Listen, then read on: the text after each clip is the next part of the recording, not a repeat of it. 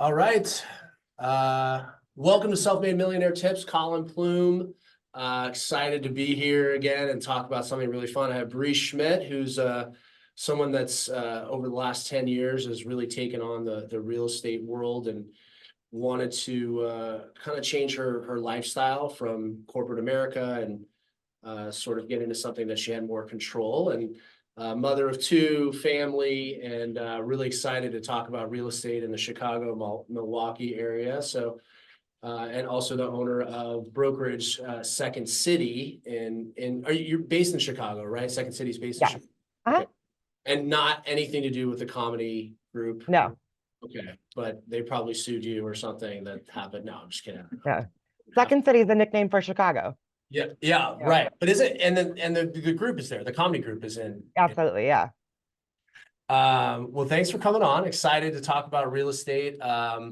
I watched some interviews with you or kind of early on YouTube, and maybe just tell us a little bit about your journey. I think off air you mentioned it's been 10 years. So tell me a little bit about your journey, why you got into it, and where we are today. Yeah. So I used to work in corporate advertising sales and I loved what I did. Right. I actually used to work for the LA Times a long, long time ago. Really? All right. 2000, yeah, 2005, 2007, maybe I worked in LA Times. So I used to fly out to LA all the time for client meetings. But I was in my mid 20s and had a corporate expense account and got to travel all over to these cool places and go see cool things and take out clients for expensive dinners and made six-figure income, and it was great. That's what I thought I was going to do the rest of my life. I wanted to be a corporate executive at some point. So I was, investing in myself and reading business books. And like, that's just where I saw my life. Like I would be, I'd climb the corporate ladder and, eventually retire once I hit retirement age. That was great. Well, what happened was when I was just before I got married, actually, I was engaged to be married, and my father was diagnosed with a very aggressive form of cancer. It was one of those, you got 6 to 9 months to live, and with treatment, and you got to kind of figure this out. And like it completely upended our entire lives. Um, going through, he was in hospice and taking care of him and treatments and all that fun stuff. And 7 weeks after my wedding, he ended up passing away. So, So thank you. He was 60. He was still quite young. He wasn't in his 90s, but he passed away the day before he was supposed to retire. wow. And it really like just shook me because he would always talk about like, when I retire, we're gonna go to Thailand. And when I retire, we're gonna go do this. And like it was always after, like after you get married or after your brother gets his PhD, like then I'm gonna retire and go do all these cool things. And life just blindsided him, right? And he had no chance to do any of that stuff. And so I sat there and like really thought about it for months and was like, I can't do this. Like I'm 28 years old. I've still got 30 plus years to go before I get to retirement age. And what, I'm gonna work 60 hours a week for my, my crappy 2 week vacation. And I'm always gonna push things off and talk about, after this, I'll do it. And after that, and like I had an epiphany that this is not the life that I want anymore. And I need to figure out what I need to do, right? I need to figure out how to change it. So at the same time, like we had just bought an investment property, but we bought it as a house hack. So house hacking is when you buy a property, you live in one unit, you rent out the others. And really, it was never a path to investing. It was just to eventually have a single family house. We were a young couple, we weren't married yet, we didn't have kids. So we lived in a 3 bedroom apartment. And then eventually, when we needed more space, we would take out a wall, move a staircase. Now we've got 2 floors, and then eventually we would take out the third unit, right? And this would be our single family house and we would just grow into it. Like that was the plan.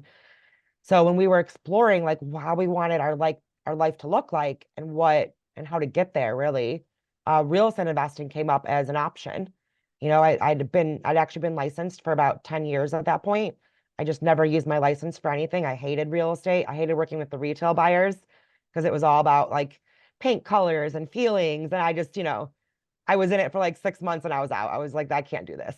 But so yeah, we started looking at investment properties and bought another one, and then we bought another one, and But it started snowballing. you had so your father wasn't an entrepreneur. Was your husband an No, right? any entrepreneur? No, Nothing. So it was no. just your father passed, So and it was like, we need to make a change in our lives. yeah, We need to do something bold, right? my dad worked at the post office for 30 plus years, Wow. and my husband was an environmental scientist.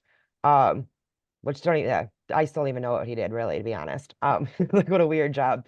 But we were raised, right? You go to college, you get a good job, you work at a good company, right? You put your 6% into your 401k and they match it, and then like eventually you buy a house, you pay it off, and then you retire. Like that's what the American dream is.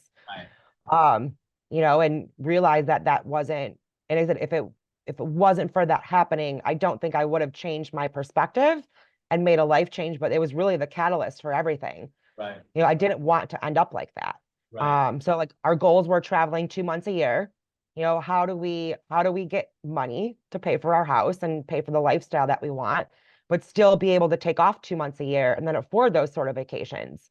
So like real estate investing was really the vehicle that started that. I said, we bought properties in Chicago. We expanded to the Milwaukee market. We bought properties up there. Then I started a brokerage firm working with investors as well, and started a conference for real estate investors, started a coaching business for agents to work with real estate investors. And that's where I'm at here today. Wow. Wow. What a journey. So it was 2013, 14 was kind of when it all, 2014 is kind of when it started. Yeah, I bought my first property in 2011. My dad passed in 2012. Then we bought another property in 2012, 2013, and then 2014 is when I left my corporate job to do it full time. Wow. And what you were buying duplexes? Is that or single family or what? How did you? What was the first kind of? What were you targeting in terms of your purchases? Either 2 to 4 unit properties, which is considered residential assets, or small commercial assets, which is like between 5 and 10 units. So Right. again, it really kind of it goes down to the housing stock, right?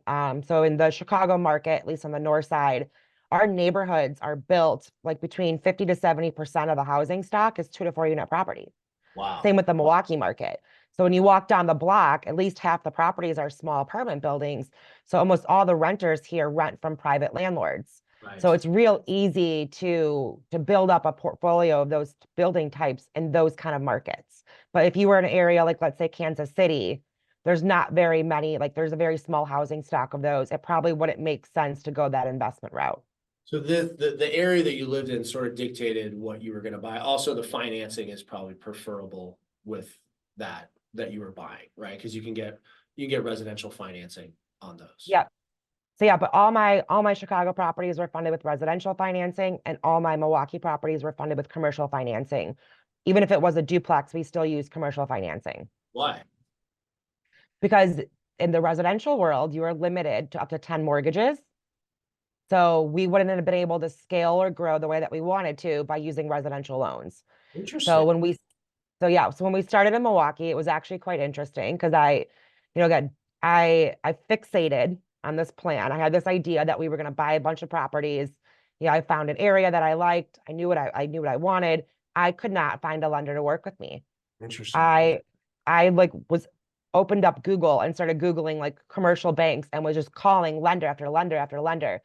I was out of state. I didn't have any experience in the Milwaukee market. I'd only owned a couple of properties in Chicago, and they didn't think I was qualified enough even to take a phone call with me to even consider lending to me. I just kept saying like, we don't do out-of-state investors, unless you've got experience in this market. So I remember I posted on LinkedIn one day. I posted on LinkedIn and said, hey, I've got this portfolio I want to buy. I'm really having trouble finding a commercial lender. Can anyone help me? And this random guy I've never met contacted me on a Sunday morning and said, hey, I know a guy who can help you. It's 2 points. He's a broker. Or you want to talk to him? I'm like, absolutely. And they ended up funding 21 properties for me. Wow. And for people to know, 2 points is pretty aggressive, but at that point, what do you care? What are you going to do? Yeah, It's either exactly. or it's no deal, Right, you right, know?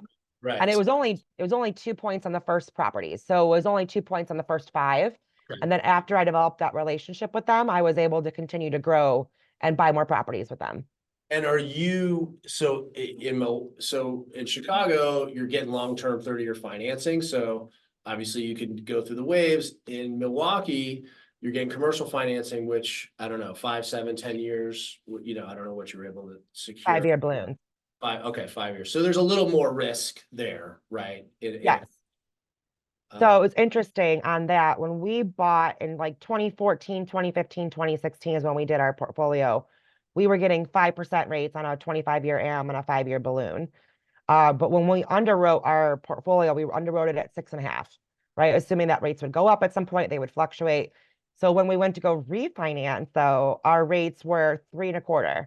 Wow, crazy. Oh So man, we're up for our rebalance this year. We'll see where that lands.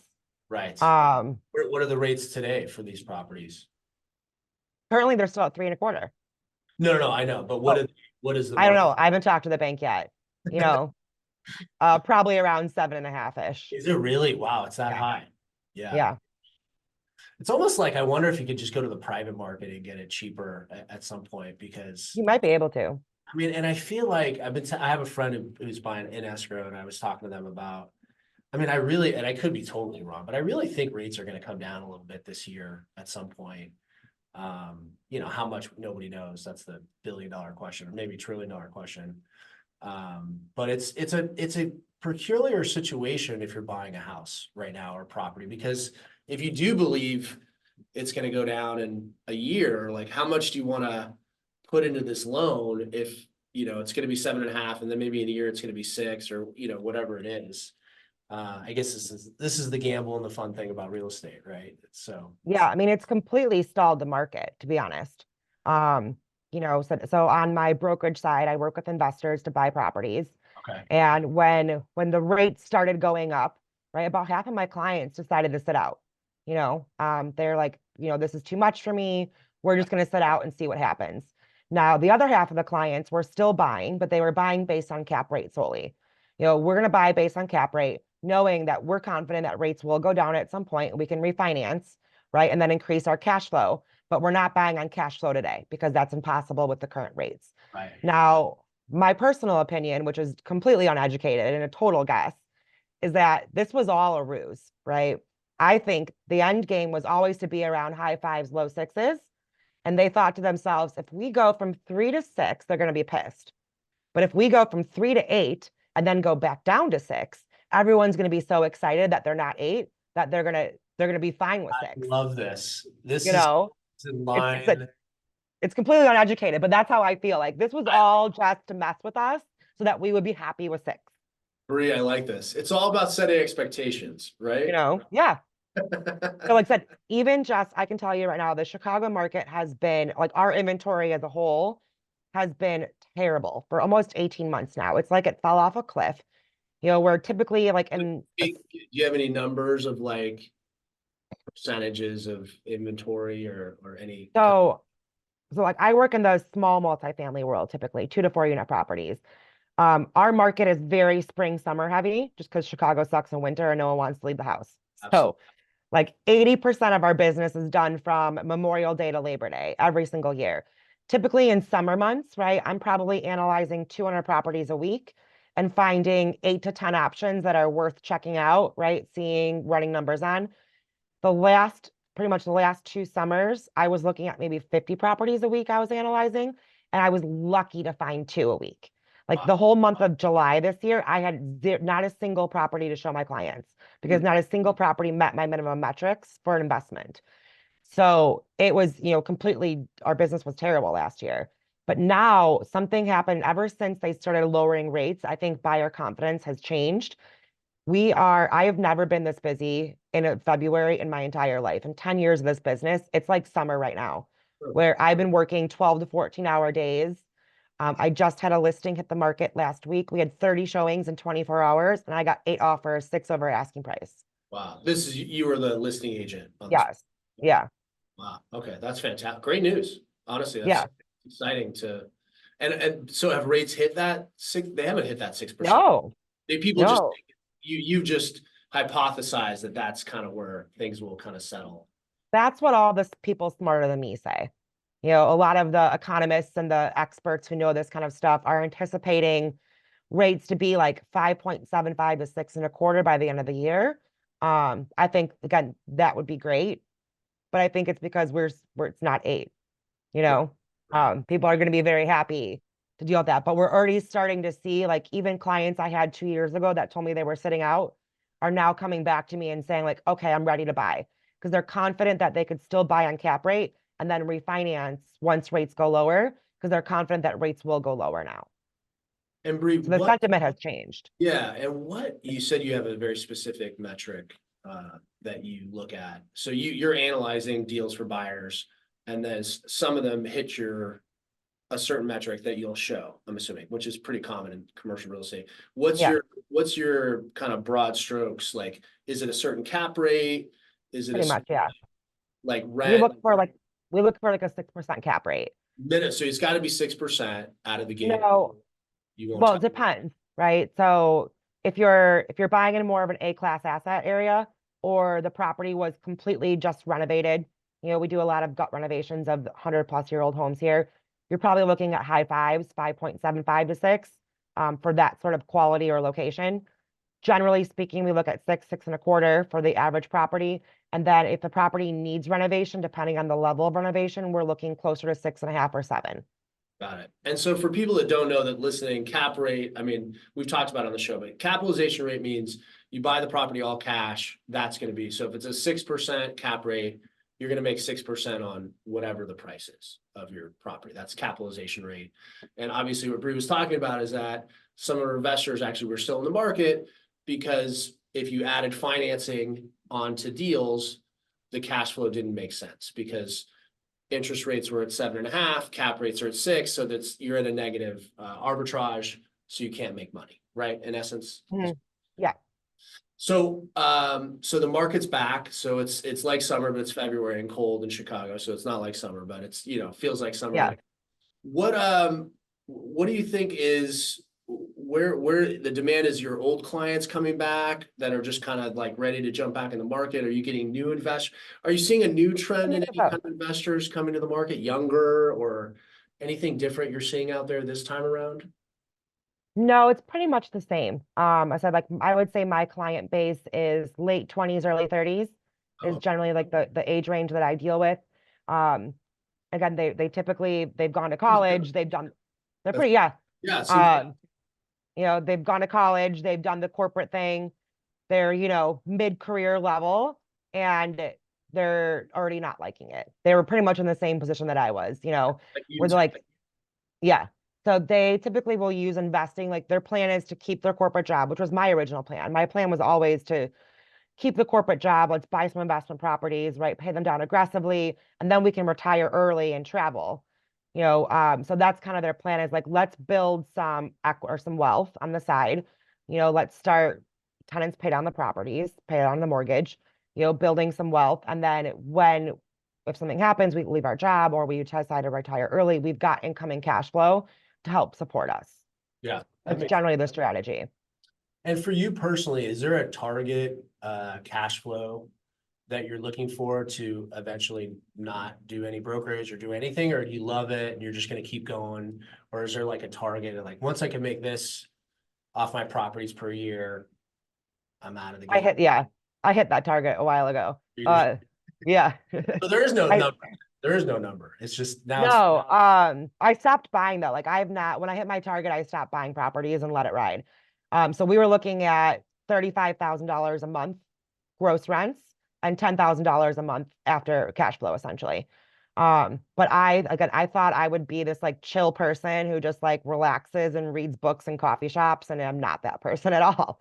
So I well, didn't know that, I don't I know. thought, like, I don't know anyone with kids that are 4 or 2 that are hanging out. oh, even before kids, like Yeah, this all, like, I'm very lucky that I started all this before kids, yeah. because it gives me the ability to work. I only work 20 hours a week typically. Okay. So I get to spend, my kids are in school 20 hours a week. That's when I work. And then the rest of the day is family time. My husband's a stay-at-home dad. We get to spend the vast majority of our time together as a family doing activities. So I'm very blessed that I built these companies and I built this lifestyle before I had kids, because I had no idea how much work they were. Right. Um, but that was always the plan. Like, even when I started the brokerage, like, it started on accident. I had no plans. I had my license. I had no plans on starting my own company or being an agent. Just that someone heard me on a podcast and met me at a networking event and said, hey, I heard your story. I want to do exactly what you did with your life. Can you help me? I was like, well, technically, I'm licensed. I can, go show you properties and stuff, and I can tell you what I did and just explain it. So I had no car. I lived in Chicago for 8 years with no car. I'm like, you got to pick me up and take me to showings. He's like, he's like, sure. And, that's I what we love did. And, this. you know, I was This like, is all I'm like, I coming got from some free Los time. Angeles to hear an agent tell the client to pick them up is the Yeah. greatest. That's the I great. didn't get a I didn't get a car for like almost a year. Yeah, why Because I was not? like, it was like then people started like, hey, I heard you help so and so. Can you help me? And like people just kept coming to me and asking me to help. And it was never like, it was like, okay, I got some free time, like I'll help you out. It was never a business. And then I started to realize like I actually love this. Like this feeds my addiction. Because to me, real estate's an addiction, right? I used to be a normal person who had normal conversations with people and was able to like small talk at Now parties, it's deals. It's just and my friends are all real estate investors now. Like my entire contact list is real estate investors. Like I just love to talk about real estate, in any capacity. So I'm not normal anymore. I can't go to those Super Bowl parties and just chit chat. Like I want to leave. I just can't be there. Um, I love it. but I it took over my life, yeah. and I love the strategy, right? I love looking at properties. I love talking numbers. I love talking projections. Like I actually don't like owning properties, I figured out. I hate dealing with tenants. I hate the day-to-day operations of it. I've completely outsourced that. Like I get to wake up every day. I get to run numbers on properties. I get to talk strategy with people. I get paid to do it. And then I don't have to deal with the tenants. Right. Exactly. It's like it's the perfect thing for me. Yeah. Yeah. No, it makes sense. I mean, and that's why so many investors across the country aren't willing to buy they go through syndications or they go Yeah. through REITs or because they just can't deal with the day to day. But then there's people, I mean, really, there's a lot of money in dealing with the dirty aspect of managing, right? If you're good Yeah. at it, you can really find there's a lot of money there if you're a good manager, but it's tough. It's Eviction, tough. dealing with it, water damage, all the stuff that goes along with all of that stuff. So that's amazing. So you found your 10 years in, you found the part that you love. You love the deal. Yeah. I love the deal. I love the deal finding, you Deal. know? Yeah. Yeah. When I was in commercial real estate, that was definitely the most exciting part was finding these deals and, trying to, and, in terms of cap rates being in LA, we're dealing with a little lower cap rates. So Yeah.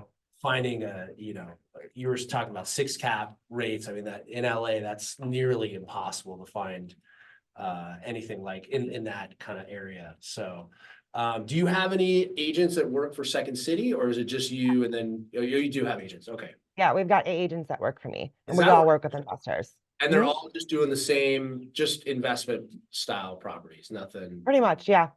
And then we're all investors first. Like every single one of my agents was an investor that fell in love with it and ended up like going to get licensed to do real estate full time. So Yeah. I've got a CPA, I've got a pharmacist, I've got a cop, I've got a couple of corporate jobs. But like that's what they all like everyone had corporate jobs, started doing real estate on the side, and like just had a passion for it Right. and decided to leave their jobs and go do it full time as an agent. Wow. Interesting. So interesting that people are just, I mean, these are all like pretty high profile jobs too. I mean, these are Absolutely, yeah. My whimsical. clients are all doctors, lawyers, Yeah. that are just they're looking for something to fall back on, Right. you know. I think that again, the American dream of, at least when I was young, right? I graduated high school in 2001. It was like drilled in our heads, like you go to college, that's your only option. You go to college, Right. you know, and you go find a job and then you stay there. And looking back now that I'm 40, like it is incredibly irresponsible to make an 18-year-old decide what they want to do with the rest of their lives. Yeah. Like I thought I knew everything in my 20s. And now that I'm 40, like I look back and I laugh like I was so stupid in my 20s. I had no idea, We were taught, right? I mean, you know, I think it's changing now, but I mean, it that was, is changing now. yeah, I mean, I think that wasn't far from, if you didn't grow up in an entrepreneurial household, that was the path. That was Yeah, your absolutely. track. So And then I can't tell you how many friends have like fine arts degrees, right? Or like random degrees that mean nothing in real life, um, that's not going to really get you anywhere. And now there's all the, the pushback about college debt, right? And not being able to find jobs in your fields. Like I think we're seeing a shift in mindset overall, especially with social media. You've got, people talking about financial freedom. There's, what FIRE is? Yeah. Financial independence, retire early, like FIRE groups. There's the whole FIRE movement. There's podcasts about it. There's so much resources talking about, you know, living your life differently than we were told we were supposed to. And side jobs, side hustles is a big buzzword too, right? Yeah. So you're seeing I this got a shift. problem with fire though, because I always say like I think it's hard to know how much money you're really going to need. And I Absolutely. like you, for instance, you found something you're really good at and passionate about. Like like as much as you're comfortable now, like I always think like smart people are thinking like, what if something I need more in 10 and I just quit, right? And I'm living Mhm. off X. So I don't know about this. Fire, it seems great. It seems great. And I see people selling courses about it. But I also think like realistically, inflation is, 7 to 10%, probably realist every year. Like if your investments and everything aren't scaling to that amount, maybe things get more expensive or you have to take a family member in. I really do think that the fire is it's a little misleading to think that like at 28, you're gonna bring in, $7,000 a month in cash flow and you're gonna be fine because you add 2 kids, you add private school, Oh you add yeah. life, 7,000 is, out the window pretty fast. So, But I um, think it provides the foundation of financial independence to be able to do what you love. true. Like I said, when we hit our financial goal, like I could have retired and just not done anything. I was single, I was married, but no children, and we wanted to travel, but like that just wasn't me, and like it seems every 3 to 4 years, I end up starting a new business anyways, because Yeah, once I get my business like started and once I get it systemized, right, and I get it like operating without me, then I take a little bit of time off and then I get antsy. Like I want to go start a new project. I want to go do something new. But like if it were all to crash and burn, at least I have that backup, sure. right, to cover me for a year, or until I figure out my next move, right? Or if I need to take off some time, like Yeah. I've got that backup there. Security, absolutely. Security. It Talk to me about COVID, Bree. What happened in the market in Chicago? Was there anything happening or was so crazy. it's It crazy? was, it Yeah, was good. Our business is generally, since there's so many small apartment buildings in Chicago. So when COVID happened, my daughter was like 9 months old. I was just coming off of maternity leave, and I remember telling my husband, like, guess I got more time off work because I can't do anything. The state mandated that we could not show any buildings that were tenant occupied. mm, So our business completely shut down until they reopened that right after Memorial Day. It's like in early June, but we weren't allowed to show any buildings that had tenants. And no one in their right mind was going to sell a vacant building in COVID when everyone was freaking out about rents. Who was going to buy that? right, Right? No one. right, So we actually didn't see a huge impact though, to be honest. All my tenants paid rent. My Chicago market is more like B class. We had not a single tenant miss rent. My Milwaukee market is C class. We definitely had a few bumps in the road and a few issues, but we were able to really work through all of them. So it really, like the rent collection part when it all started that everyone was freaking out about, never ended up really happening. Um, but then we definitely had to adjust things. We ran into a lot of modifications. I would go to sell a building and the tenants weren't comfortable with me doing a ton of showings. So instead, we would do those virtual tours, those 3D Matterports, right. right? And then we just wouldn't show their unit until we were under contract so that we were limiting the amount of people that were coming through. You got to kind of adjust the business, and work around that. That was not an uncommon thing to not be able to see all the units when you wrote offers. But then, business really shifted and it shifted in a good way, at least for us, because you have to understand like the way Chicago is set up. We have a downtown loop, a CBD, and the loop is where all the corporate offices are. Right. And the loop is where you can get a $3,000 studio apartment in a high-rise building that's super tiny. So when COVID shut down the loop, you had all these people that started to realize, why am I paying $3,000 for a shoebox? Now that I'll be working from home, I can't do this.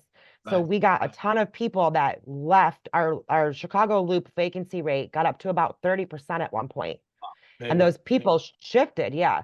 They shifted, 5 to 7 miles northwest to the neighborhoods where all the private landlords are, and started buying buildings, as well as, so like, our rents really increased in these neighborhoods because people wanted bigger spaces. They're working from home now, right? They wanted to be able to walk to restaurants and live in neighborhoods. So we saw a huge like price increase, price growth, as well as rent increases as well in the neighborhood markets. But our downtown market is still really struggling with not only office building vacancies, but a lot of the apartment buildings down there have vacancies as well. Yeah. No, So it depends on what kind of market you're in. yeah, it makes sense. Obviously you see the news in Chicago and the city, the looting and everything sort of happening. How has that affected, obviously you mentioned just recently that, people moved out of that area. Is that still having a dramatic effect? Because I know some corporations are nervous. Are you seeing any spillover to what you're doing? No, not at all. Again, we primarily work in the neighborhoods. Yeah, So along the lakefront and in the downtown CBD is where you'll find, those 200, 300 unit commercial assets. Um, I deal a lot with more smaller landlords, and it's just not in those areas. got it. Yeah.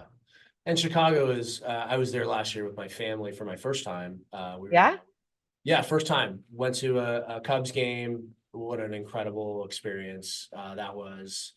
Um, we were staying on the waterfront there, so we walked up and down, ate great food, went to all the museums, and I think we were there the one perfect week of weather because we were like, we love it here. Absolutely is amazing. But yeah, I mean, the charm of Chicago, we were saying it's such a great family city. Uh, absolutely. Easy to get around, nice people. And so it's definitely a city that I think is very desirable for small families to be in. And we absolutely loved it. I ate so much pizza and food. My pants were tight by the end of the trip. It was amazing. So We're definitely not a diet culture. Um, it's right. Even like I had an airline, one of my clients was actually from LA. And so he was a pilot that was looking to change his home airport to Chicago. So he was looking to buy a 3 to 4 unit property here and move to Chicago. And like we were going out one day to look at properties, and we were like, let's stop for lunch. I'm like, do you have any like dietary restrictions? Are you vegan? He's like, I am vegan. Like, thank you for asking. Like, how did you think I was vegan? I'm like, you're from LA, dude. Like, of course. I used to work in LA. So like here we eat burgers and hot dogs and pizza, Yeah. So Italian beefs. what did he do? He didn't eat anything I had then? to go, no, I had to go find him a vegan restaurant. I had to Google it. I didn't know where a vegan restaurant is in Chicago. Um, Oh but man. like So different mindset, especially when it comes to food. But yeah, like so you have to like the Wrigleyville is in a neighborhood, it's outside of downtown, and you find this disparity. Like I've not been, I think besides going to the theater with my kids or the museums, I used to work downtown. I stopped working downtown 10 years ago. I don't go downtown for anything right, unless I absolutely have to. right. Like it's just there's no reason for me to be there. Like I would much rather spend my time in the neighborhoods where you get better restaurants, better, like more independent theaters. It's just more fun. It's more walkable than going downtown. So not everyone lives in the downtown market. I would say most people live in the neighborhoods, and then the neighborhoods vary neighborhood by neighborhood, of course. Yeah, makes sense.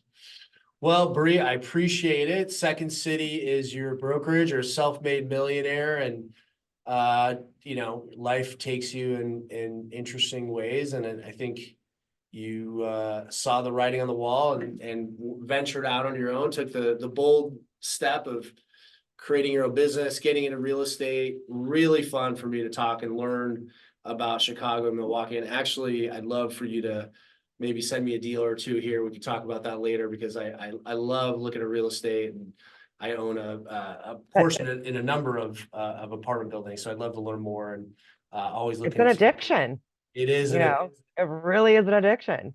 I love everything with investing, whether it's silver and gold or real estate, crypto. Just anything I love to learn about. So really appreciate you having, or you coming on the show today, and talking about your journey. And if anybody, we'll have a link to Second City in the description box. And if anybody wants to reach out to Bree, they can. And again, thank you so much for coming on and sharing your experience and your insight. Yeah, thank you for having me.